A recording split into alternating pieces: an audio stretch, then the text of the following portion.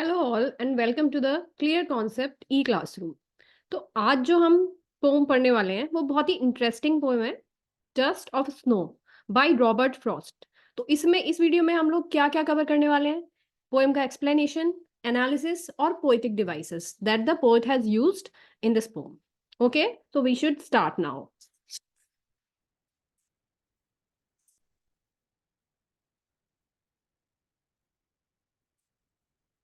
सबसे पहले हम देखेंगे पोएट का इंट्रोडक्शन। पोएट जो है रॉबर्ट फ्रॉस्ट, ठीक है। तो यहां से हम देखते हैं, he was an American poet. तो रॉबर्ट फ्रॉस्ट जो है वो एक अमेरिकन पोइट थे। His complete name was Robert Lee Frost. उनका कंप्लीट नेम था Robert Lee Frost. He was born on March 26, 1874, San Francisco, USA. तो सैन फ्रांसिस्को यूएसए में ये पैदा हुए थे मार्च 26, 1874 को। He was a farmer before he became a poet. Poet बनने से पहले ये फार्मिंग करते थे। He is a popular and critically respected poet. ये पॉपुलर भी हैं और क्रिटिकली रेस्पेक्टेड भी हैं।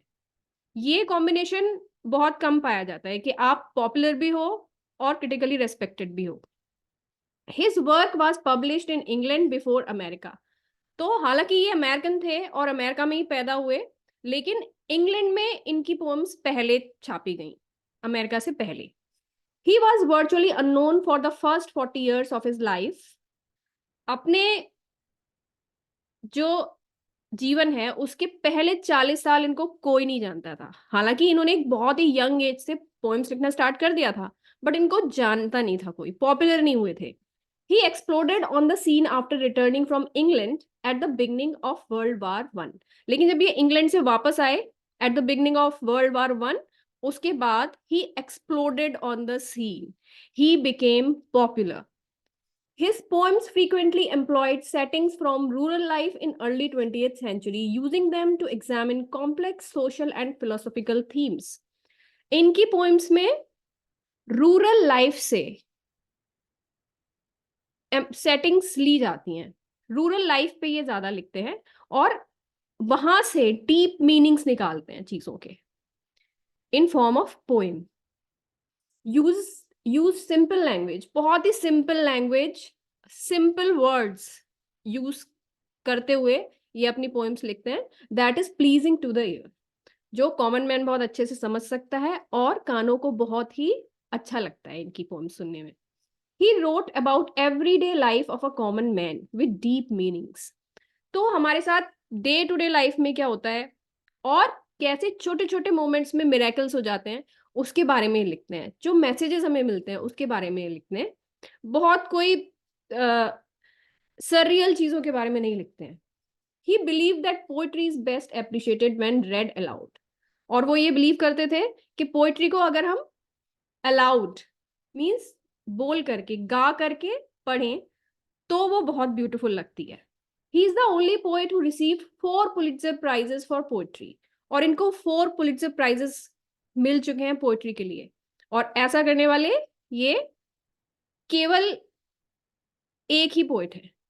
He was the first poet to speak at the inauguration of a president, John F Kennedy. तो जॉन एफ कैनेडी का जब इनॉग्रेशन हुआ था तो उसमें बोलने वाले पहले पोएट थे। इसके बाद हम आते हैं पोम के एक्सप्लेनेशन पे। Dust of snow, first stanza से हम शुरू करेंगे। The way a crow shook down on me, the dust of snow from a hemlock tree. तो जो नरेटर है, जो स्पीकर है इस पोम का, वो ये बोल रहा है कि मेरे ऊपर, मतलब वो जा रहा है कहीं, और ये जो सेटिंग है इस पोम में वो है किसी नॉर्दर्न कंट्री की, जो बहुत ही ठंडा होता है ना। विंटर का सीजन है और मिडिल विंटर है और बहुत ही ठंडा मौसम है और बहुत लॉन्ग होती है विंटर्स नॉर्दर्न कंट्रीज में, और बहुत ही सैड, ग्लूमी एनवायरनमेंट होता है जब विंटर्स होती है, हर जगह बर्फ होती है, कोई बहुत ज्यादा एक्टिविटी नहीं होती है ना, लाइफ बहुत ही कष्ट में होती है उस टाइम पे, और खासकर जो रूरल एरियाज में जो लोग रहते हैं उनके लिए। तो ये जो नरेटर है, जो स्पीकर है पोम के, ये कहीं जा रहे हैं, और ये हेमलॉक ट्री, ये आप देख रहे हो यहाँ पे, ये हेमलॉक ट्री है। ये एक कॉनिफेरस ट्री होता है जो पहाड़ों में पाया जाता है, हायर एल्टीट्यूड्स पे पाया जाता है। तो ये कॉनिफेरस ट्री है, इसको हेमलॉक ट्री बोलते हैं, और ये इसके नीचे खड़े हैं, और ये कहीं गुम है अपने ख्यालों में, है ना। He is paralysed by his thoughts, कुछ ऐसा हुआ जिसको ये रिग्रेट कर रहे हैं या किसी वरी में है, तो he is not aware of his surroundings. वो अपने ही अंदर बस कुछ सोच रहे हैं। और इतने में क्या होता है कि एक क्रो, है ना, the way a crow shook down on मी, और ये क्रो आके यहाँ इस पत्ते पे बैठता है जहां पे कि लेयर्स ऑफ स्नो डिपॉजिटेड है, और इसके बैठने से it unsettles the snow on these leaves. और क्या होता है जब बैठता है और पत्ते थोड़ा हिलते हैं, तो वहां से डस्ट ऑफ स्नो, है ना, dust of snow means little particles of snow छिटक के नैरेटर के ऊपर गिरते हैं, उनके फेस पे गिरते हैं, उनकी नेक पे गिरते हैं, है ना, हो सकता है हाथों पे गिरते हैं। तो वो जो एक फ्रेश फ्रेश टच जो है स्नो का, स्नो के स्नोफ्लेक्स का, वो उससे ऐसा लगता है पोइट को, नरेटर को या स्पीकर को, कि जैसे उसको गहरी नींद से किसी ने जगा दिया हो, है ना। तो ये बोल रहे हैं the way a crow shook down on मी। तो जिस तरीके से इस क्रो ने शुक down on me the dust of snow, मेरे ऊपर डस्ट ऑफ स्नो को, ये पत्ते हिला करके मेरे ऊपर फेंक दिया, फ्रॉम अ हेमलॉक ट्री, एक हेमलॉक ट्री से, has given my heart a change of mood. तो बोल रहे हैं कि मेरे हार्ट को इससे एक चेंज ऑफ मूड मिला।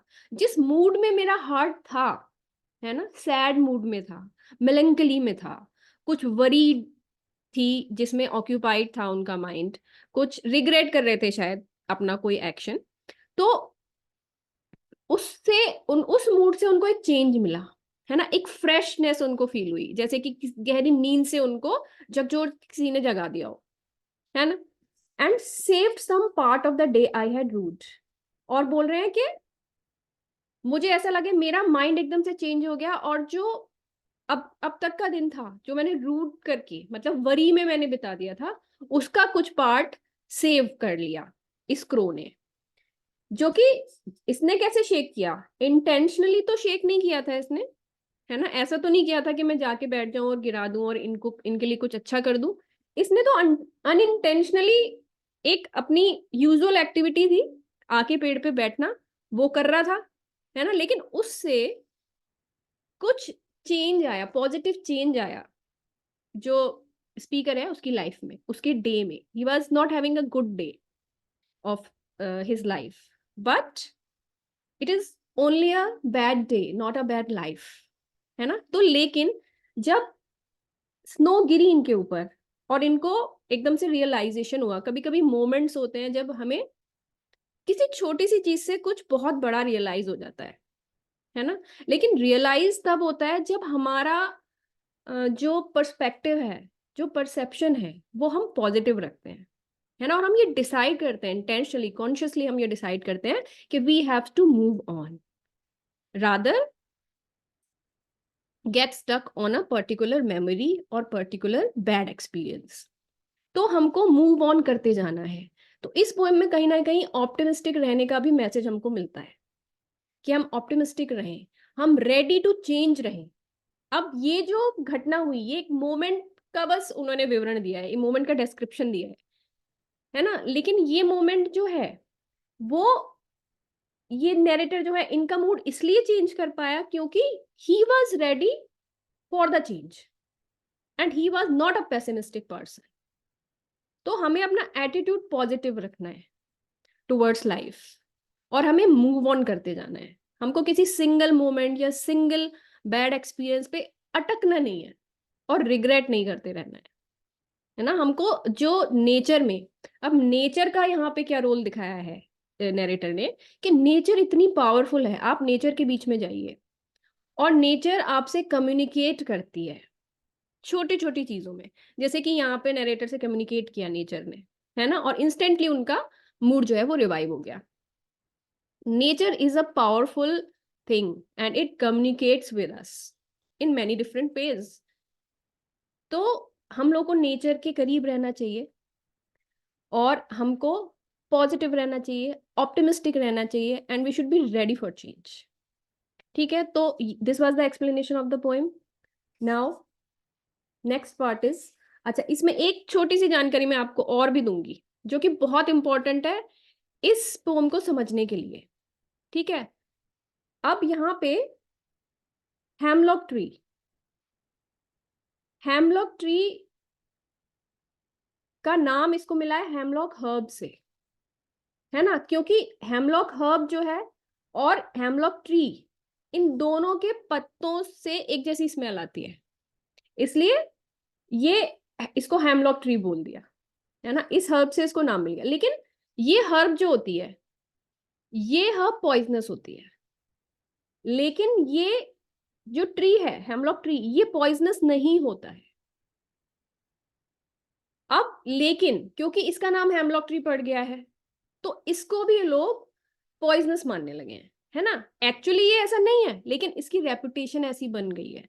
तो कभी कभी क्या होता है कि कुछ चीजें होती हैं जिस जो एक्चुअली डेंजरस नहीं होती हैं, बट उनकी रेपुटेशन ऐसी होती है कि हम उनको डेंजरस मान लेते हैं, है ना। अब इसको यहां पे मैं आपको बताती हूँ, पोइट ने, फिर से हम उस स्लाइड पे जाएंगे जो एक्सप्लेनेशन वाली स्लाइड है, ये वाली। तो यहाँ पे एक और चीज है कि बहुत ही डार्क एनवायरनमेंट है, ग्लूमी एनवायरनमेंट है, सैड एनवायरनमेंट है ना। और जो नरेटर है उसका भी मूड बहुत सैड है। और ये जो सिंबल्स पोइट ने यूज किए हैं, हेमलॉक ट्री, ये सिंबल है डेथ का सिंबल, है ना। क्योंकि अब इसका हेमलॉक ट्री नाम पड़ गया तो लोग समझने लगे कि ये भी पॉइजनस है, it is a symbol of death, इसको अच्छा नहीं माना जाता है। ठीक है, और दूसरा सिंबल क्या यूज किया है, क्रो।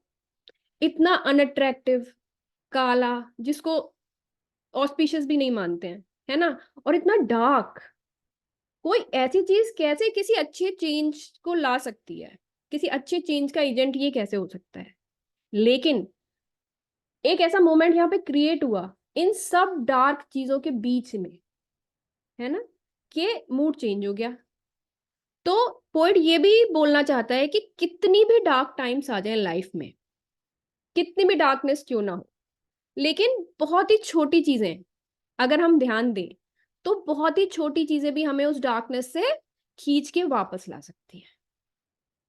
ये मैसेज हमें इस पोएम से मिलता है। Now going to next slide. ये मैंने आपको एक्सप्लेन कर दिया है ना। The common name hemlock is derived from a perceived similarity in the smell of its crushed foliage, foliage means leaves, to that of the unrelated plant poison hemlock. ठीक है, तो बिकॉज अब ये अपने आप में दोषी नहीं है, हेमलॉक ट्री दोषी नहीं है, बट इसका नाम क्योंकि इससे मिलता है ना, खुशबू मिलती है इसकी लीफ से, इसलिए इसको दोषी मान लिया गया है। तो हमारे जीवन में भी बहुत सारे ऐसे लोग होते हैं जिनकी रेपुटेशन अच्छी नहीं है, बट वो अच्छे हैं, बट उनकी रेपुटेशन खराब हो जाती है। बहुत सारी चीजें होती हैं, तो ये उन सब चीजों को रिप्रेजेंट करता है। लेकिन ऐसी जगहों से भी हमको पॉजिटिव मैसेजेस मिल सकते हैं, है ना, पॉजिटिव वाइब्स मिल सकती हैं, पॉजिटिव एक्सपीरियंसेस मिल सकते हैं, और हमारी लाइफ में पॉजिटिव चेंजेस आ सकते हैं। ठीक है, अब moving on to next slide, themes of the poem. अब इसकी दो थीम्स हैं इस पोएम की। First is revolves around the nature. Nature को एक बहुत पावरफुल चीज बताया है जो पोएट है उन्होंने। Nature is powerful and it communicates with us in different ways. Nature बहुत पावरफुल है। आप पहाड़ों में चले जाओ, आपको पहाड़ों से कुछ मैसेज मिलेगा कि अडिग रहो, सर उठा के रहो, है ना। नदियों से आपको मिलेगा कि परिश्रम करते रहो, है ना। स्टीडीली आप परिश्रम करते रहो, वो पत्थरों को भी काट देता है, पहाड़ों में से भी अपना रास्ता बना लेती है जो रिवर्स होती हैं। तो आप कहीं भी जाओ, नेचर से आपको बहुत सारे मैसेजेस मिलते हैं और नेचर अपने ही तरीके से आपसे कम्युनिकेट करती है। It has a positive and healing effect on our brain and body. और जब आप नेचर में जाते हो तो नेचर का जो इफेक्ट होता है आपके ब्रेन और बॉडी के ऊपर, वो बहुत ही पॉजिटिव और हीलिंग होता है। दूसरी थीम है होप, है ना। Never let the hope inside you die. हमेशा अपनी होप को जिंदा रखो। Even in the darkest of times there is hope, and it can come through most unexpected and unusual ways. Therefore, one should always stay optimistic. तो इस pome में unexpected और unusual veg से होप आई है, जो narrator है उनके पास। कहाँ से आई है? एक तो हेमलॉक ट्री है जिसको डेथ का सिंबल माना जाता है, और एक क्रो है जिसको बहुत ही अनअट्रैक्टिव माना जाता है, वो सुंदर नहीं, ब्यूटीफुल नहीं है ना। तो केवल ब्यूटीफुल चीजें ही ब्यूटीफुल एक्सपीरियंसेस दे सकती हैं हमको, या ब्यूटीफुल चेंजेस ला सकती हैं, ऐसा नहीं सोचना चाहिए। ठीक है, तो ये दो थीम्स हैं। देन सेंट्रल आइडिया क्या है पोएम का? One may have the worst day or time of his life, but a little good thing can make it quite amazing. तो appreciation of the little joys in life, है ना। तो grateful रहना चाहिए हमेशा इंसान को, कि लिटिल थिंग्स जो होती हैं, लिटिल मोमेंट्स जो होते हैं, उनको अप्रिशिएट करना चाहिए। यही इस पोएम का सेंट्रल आइडिया है। Now next section is analysis of the poem. Let's see. अब इस पोएम में 4 चीजें हैं।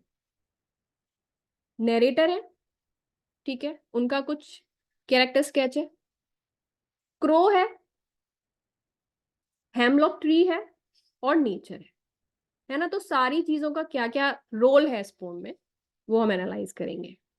तो नरेटर का क्या रोल है? He is not a pessimist. वो पेसिमिस्ट नहीं है, उनका जो जीवन की तरफ एटीट्यूड है वो पॉजिटिव है, पॉजिटिव पर्सन है वो। इसीलिए उन्होंने क्विकली अपना माइंड चेंज कर लिया कि नहीं, आई शुड मूव ऑन। वो जो वरी है, वो जो रिग्रेट है, अब मैं बाकी का दिन अपना वेस्ट नहीं करूंगा और मुझे मूव ऑन करना चाहिए। Then momentarily paralysed with his thoughts. ये बताया गया कि वो जो है वो मोमेंटरीली पैरालाइज्ड है अपने थॉट्स की वजह से। कोई ऐसी चीज है जो उनको बहुत परेशान कर रही है, बहुत ऑक्यूपाइड है उनका माइंड वो सब सोचने में। तो लेकिन वो मोमेंटरीली है ना। It is not permanent thing. कभी कभी सबके साथ होता है, it is very natural for every human being. फिर है saves what ever is left of the day. तो जैसे ही उनको ये रियलाइज होता है, जब स्नो उनको टच करती है और उनको ऐसा फील होता है कि मैं बहुत गहरी नींद से जाग गया, तो जैसे ही उनको ये फील होता है तो वो डिसाइड करते हैं कि नहीं, अब जो भी दिन बचा है मैं उसको वेस्ट नहीं करूंगा, and I have to save it, I have to move on.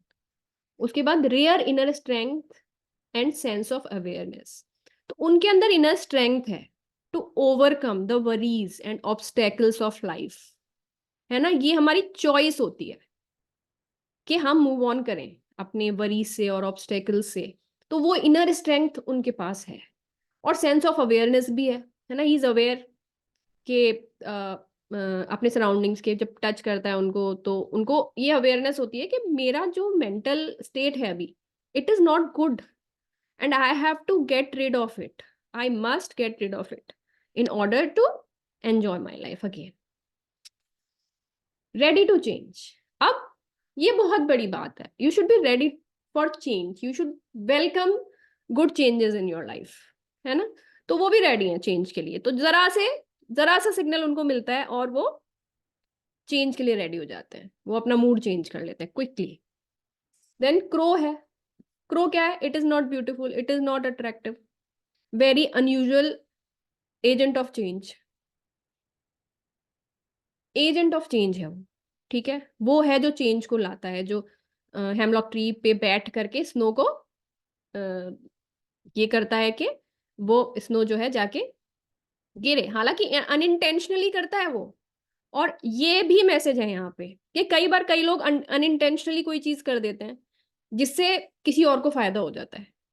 है ना। उनको पता भी नहीं होता कि हम जो कर रहे हैं, मेरा जो एक्शन है, इससे किसी और को इतना ज्यादा फायदा हो जाएगा कि उसका डे बन जाएगा, it will make anyone's day. तो ये भी मैसेज है ना। तो हमें हमेशा अपना अच्छे इंटेंशन के साथ काम करते रहना चाहिए। एंड अनलाइकली एंजल, और यहाँ पे उसको कैसे दिखाया है, एंजल्स को हम कैसे सोचते हैं, बहुत ब्यूटीफुल होगा, ऐसे होगा, है ना। लेकिन यहाँ पे क्या है, अनलाइकली एंजल, ये तो काला सा है, कुरूप सा है, अगली है ना।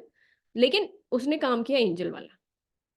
Then hope is not an office of beauty. ठीक है, तो होप जो है वो हमें कहीं से भी मिल सकती है, अनयूजुअल और अनएक्सपेक्टेड तरीके से। केवल ब्यूटीफुल चीजें हमें होप देंगी ऐसा नहीं है। ठीक है, देन हेमलॉक ट्री।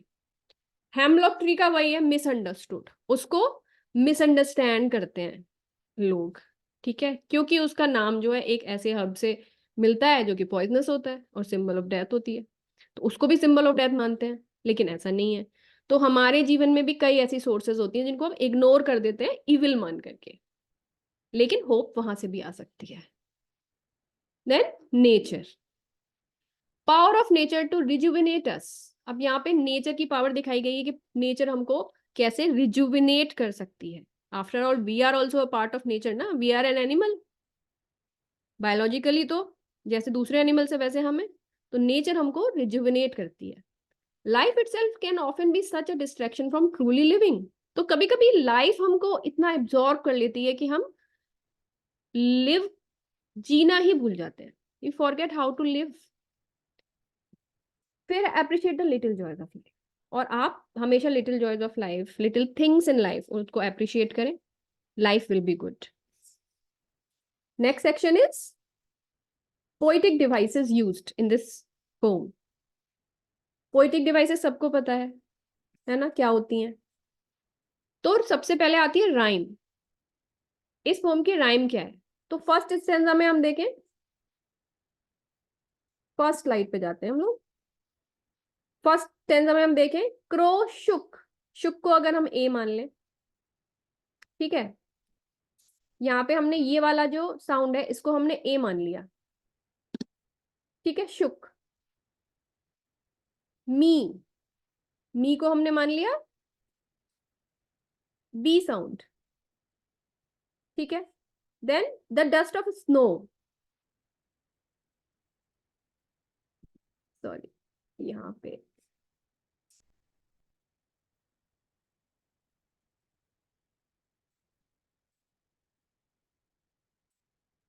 थोड़ा सा गलत टाइप हो गया है, एक मिनट, इसको थोड़ा एडिट करेंगे, है ना। ये शुक नीचे आएगा, शुक डाउन ऑन मी, ये एक लाइन है। अब ये ठीक है।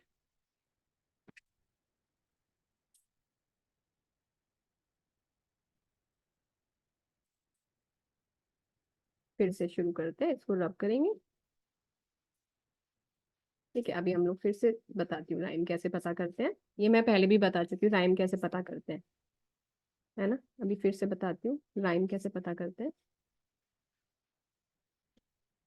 तो ये जो फर्स्ट लाइन है, क्रो, ओ, ये साउंड आ रही, क्रो, ठीक है, इस साउंड को हम ए मान लेते हैं। सेकंड, सेकंड में मी, ठीक है, इसको हम बी साउंड मान लेते हैं। अब थर्ड लाइन है स्नो, तो ये वाली जो स्नो है ये क्रो से मिलती है, क्रो स्नो एक जैसी साउंड है, तो हमने इसको ए माना था, इसको भी हम ए मानेंगे, ठीक है। अब फोर्थ लाइन में देखते हैं, ट्री, ट्री साउंड आ रही है। मी, ये जो हमने जिसको बी माना था, me and tree both are rhyming sounds, तो मी को हमने बी माना था, तो ट्री को भी हम बी मानेंगे, बी, ठीक है। तो इसकी राइमिंग क्या हो गई, फर्स्ट स्टेंजा की हो गई ए बी, ए बी, ठीक है। अब हम सेकंड स्टेंजा पे जाते हैं, हार्ट, ठीक है, तो ये ऊपर में से किसी भी साउंड से मैच नहीं कर रही है, heart is totally different sound, तो इसको हम मान लेते हैं सी, ठीक है। नेक्स्ट लाइन मूड, ये भी अब तक जो भी हमने साउंड्स देखे हैं उसमें से किसी से भी राइम नहीं कर रही है, तो इसको हम मान लेंगे डी। ठीक है, next line, and save some part. अब हार्ट और पार्ट ये राइम करती हैं, है ना, तो इसको भी हम सी मानेंगे। हमने हार्ट को सी माना था, तो इसको भी हम सी मानेंगे बिकॉज एक जैसी साउंड्स है। Next line, rued, rued, of a day I had rued. तो mood and rued both are rhyming sound, so here also we will consider it as sound D। ठीक है, तो इसकी राइम क्या हो गई, फर्स्ट टेंजा की हो गई A B A B C D C D. ठीक है, ए बी सी डी इसकी राइम हो गई। अच्छा, रू, ये जो रूड है, ये बाकी जो भी पोएम है, पूरी पोएम, इसमें कोई भी ऐसा डिफिकल्ट वर्ड नहीं है। एक वर्ड है जो आप शायद नहीं जानते होंगे, रूड। ठीक है, RUED, रूड। RUE होता है वर्ब, ठीक है, ये सेकंड फॉर्म है उस वर्ब का। तो रू का क्या मीनिंग होता है, टू फील रिग्रेट और remorse for something that has been done और सेड। तो पछतावे की जो फीलिंग होती है, कुछ करने के बाद जो पछतावे की फीलिंग होती है, उसको रू बोलते हैं। ठीक है, and here poet has used second form rued. ठीक है, अच्छा, एक और चीज आप देख रहे हो इस पूरी पोम के अंदर, आप नोटिस कर रहे हो कि ये जो पूरी पोम है इसमें कहीं भी पंक्चुएशन मार्क नहीं है, लास्ट में पंक्चुएशन मार्क है। एक्चुअली ये पूरी पोएम एक ही सेंटेंस में है। ठीक, कहीं पे भी कॉमा, कहीं पे भी फुल स्टॉप, कुछ भी नहीं है। तो इसको बोलते हैं, ये एक पोएटिक डिवाइस होती है, एनजैम्पमेंट। ठीक है, जब इस तरीके से किया जाता है कि पंक्चुएशन मार्क ना यूज करके आगे कंटिन्यू कर दिया जाता है सेंटेंस, तो इसको एनजैम्पमेंट बोलते हैं। वो अभी मैं आपको आगे पोएटिक डिवाइस में बताऊंगी। तो हम लोग चलते हैं पोएटिक डिवाइसेस जो हम लोग कर रहे थे।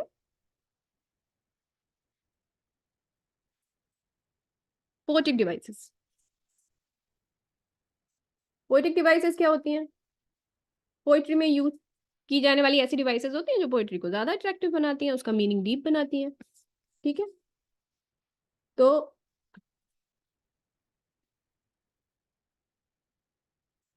राइम स्कीम हमने देख ली, A B A B A B A B C D C D, A B A B C D C D. अब स्टैंजा वन में हम देखेंगे दूसरी क्या पोएटिक डिवाइसेस यूज किए हैं। The way a crow shook down on me the dust of snow from a hemlock tree. तो assonance, assonance means repeating sound of a vowel. तो फर्स्ट लाइन, ये जो लाइन है, shook down on me, shook down on me. ठीक है, इसमें ओ की जो साउंड है, शुक डाउन ऑन मी। ठीक है, कितनी बार ओ इसमें आ रहा है ना, तो ये ओ की साउंड रिपीट हो रही है, इसलिए यहाँ पे असोनेंस है। ओ वॉवेल होता है और उसकी साउंड रिपीट हो रही है। सेकंड है एनजैम्पमेंट, जो मैंने अभी आपको बता दिया। एनजैम्पमेंट जब बिना पंक्चुएशन मार्क यूज करे हुए सेंटेंस को आगे बढ़ा दिया जाता है पोएम के अंदर, तो उसको एनजैम्पमेंट बोलते हैं। The sentence is being continued to the next line without the use of any punctuation marks, it has been use throughout the stanza. पूरे स्टैंजा में एनजैम्पमेंट है, यहाँ पे कहीं पे भी पंक्चुएशन मार्क नहीं है। Then metaphor, the poet has compared the snowflakes with dust in line 3।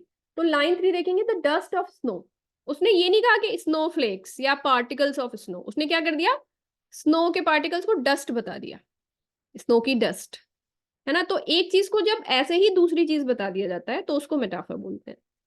और अगर लाइक एंड एज यूज करके, like and as in words का यूज करके हम दो चीजों को कंपेयर करते हैं, तो उसको क्या बोलते हैं, सिमिली। ठीक है, तो मेटाफर और सिमिली में ये डिफरेंस होता है।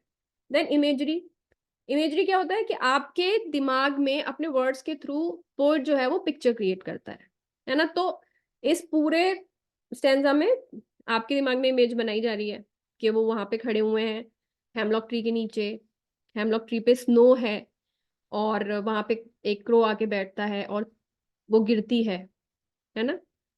तो इमेजरी भी कई टाइप की होती हैं, हमारे सेंसेस को एंगेज करती है इमेजरी। विजुअल होती है, ऑल्फैक्टरी, नोज से, स्मेल से रिलेटेड, ठीक है, और ऑडिटरी होती है ना, टेक्टाइल होती है, टच से रिलेटेड।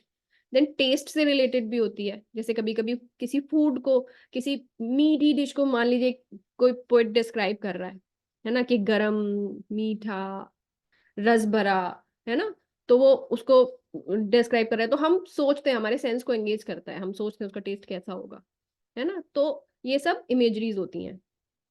और फिर tactile, kinaesthetic, related to movement, वो जैसे इसमें है कि स्नो गिर के स्नो जो है चिटक के उनके ऊपर गिरती है, तो मूव करती हुई स्नो हम इमेजिन करते हैं, तो इसको इमेजरी बोलते हैं। तो throughout the stanza poet has created imagery in our mind.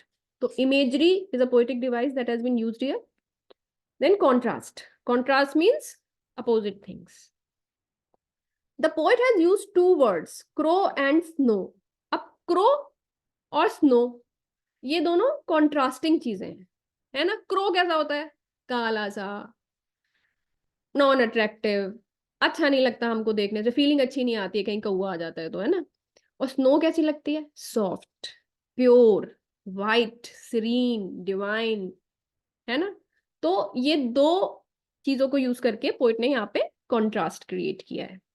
The crow stands for something dark and doomy, while the snow stands for something light and pure. फिर sixth क्या है, सिंबॉलिज्म, सिंबल्स यूज किए हैं। ये तो पता ही होगा, अभी तक इतना एक्सप्लेन कर दिया मैंने आपको। क्या क्या सिंबल्स हैं, hemlock tree, symbol of death, है ना। माहौल बहुत ग्लूमी है, सैड है, अच्छा नहीं लग रहा है, उसके लिए हेमलॉक ट्री चूज किया है उन्होंने, और कोई ट्री भी चूज कर सकते थे। और भी बहुत सारे कॉनिफर ट्रीज होते हैं नॉर्दर्न कंट्रीज में जिसपे स्नो जमी रहती है, लेकिन intentionally the poet has used hemlock tree in the poem.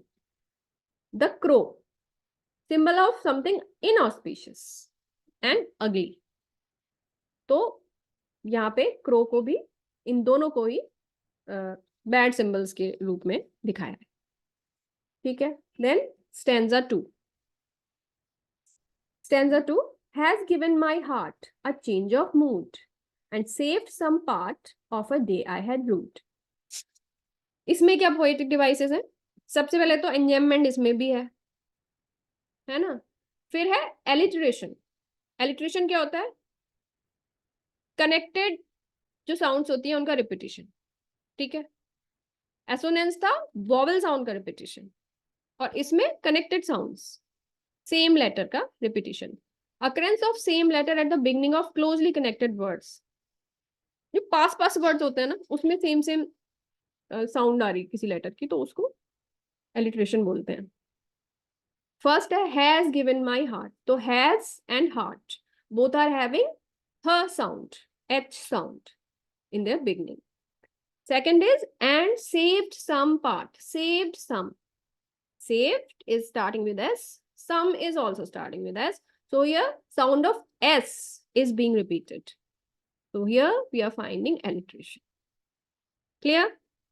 Second, enjambment, that I have already explained. Third है कि यहाँ पे थोड़ा टाइपिंग एरर है, फर्स्ट ये सेकंड था, ये थर्ड है, ठीक है।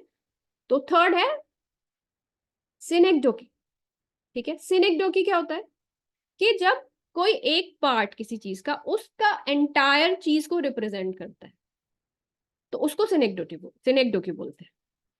The poet has mentioned that his heart was given a change of mood, but it's not only his heart but his entire self who has been given a change of mood by the dust of snow. अब यहाँ पे poet ने क्या बोला है, has given my heart a change of mood. उसने बोला है कि मेरे हार्ट को एक चेंज ऑफ मूड मिल गया, लेकिन एक्चुअली उसका हार्ट यहाँ पे क्या रिप्रेजेंट कर रहा है, उसका पूरा सेल्फ, है ना। हार्ट का मूड थोड़ी ना होता है, एक्चुअली हार्ट से उसने अपने आप को रिप्रेजेंट किया है कि मेरा मूड पूरा, मेरा एंटायर सेल्फ का मूड चेंज हो गया, ठीक है। तो this is synecdoche. So that's all from this poem, this chapter. Thank you. If you like the video, please like and share it and subscribe to my channel. Thank you.